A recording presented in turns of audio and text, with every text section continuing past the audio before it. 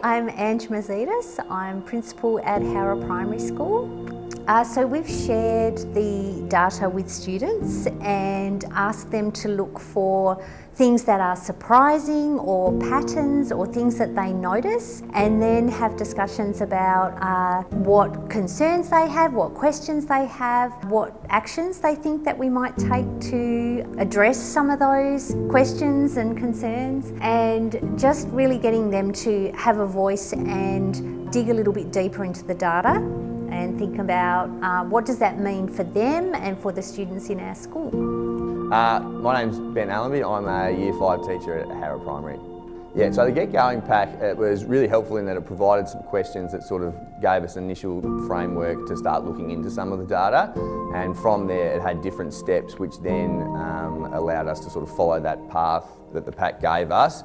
And then sort of followed an inquiry model as well, which is really good in that the students initially looked at the data, tried to find what was of interest to them or what stood out to them, and then allowed them to sort of follow their own choice in the decision that they made with their groups as to what they sort of wanted to pursue further.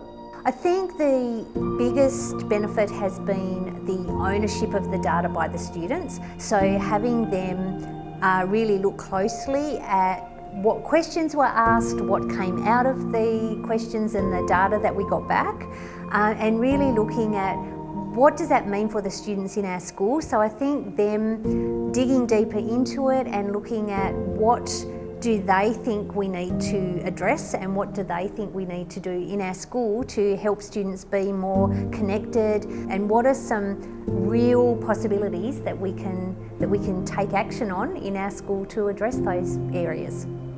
It made me think about how people have their own safe spot and how other people actually feel. It made me think about how other people are feeling as well as yourself.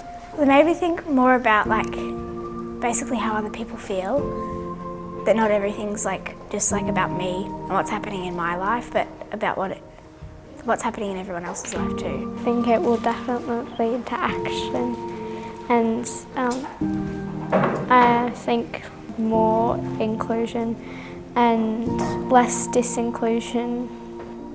It made me it was interesting to see other people's opinions on the questions. Sort of for the teachers to think how they can improve and help other students be happier.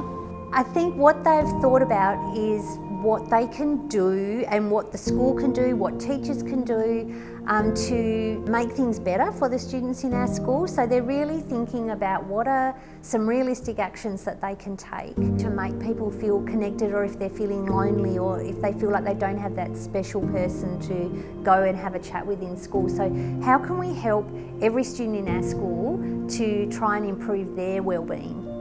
So I think initially, looking at the data, the kids were genuinely surprised by some of the statistics that they found within it. They kind of identified, I think they realised that there was an element of their own actions had an impact on other people's wellbeing around them. So there was sort of a level of empathy that it kind of brought out, in that they wanted to make sure that they did even just little things like being kind, trying to include people at different points.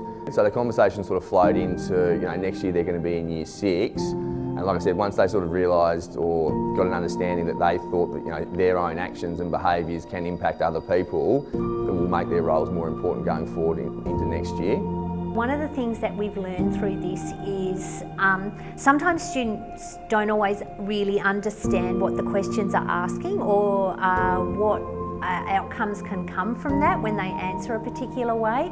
So I think having the conversations about what do the questions mean and what do all of those areas in the survey cover, and unpacking that and digging a little bit deeper into that so that students really understand all the aspects of their wellbeing and what they can do to look after it. So I think a real positive is looking at what students can do themselves and how they can work with the adults in our school to improve their wellbeing and improve the wellbeing of their peers. So there's a real sense of connectedness and helping each other, and we particularly find with our older students, they are very keen to help our younger students and to make things better for their peers as they're moving through the school. So that's a real positive.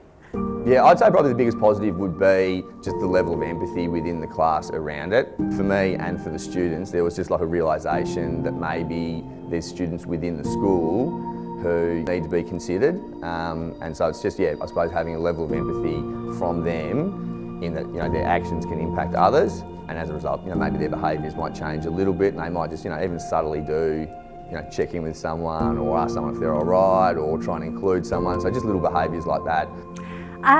So looking at the wellbeing data with our students really helps us to think about what our priorities are for the school improvement plan. So this year we put in a priority around wellbeing, and so we really wanted to look at what are some areas that we can focus on, and having the student voice into that and their ideas and their areas that they would like to focus on really helped us with narrowing in and honing in on what's important in our school community.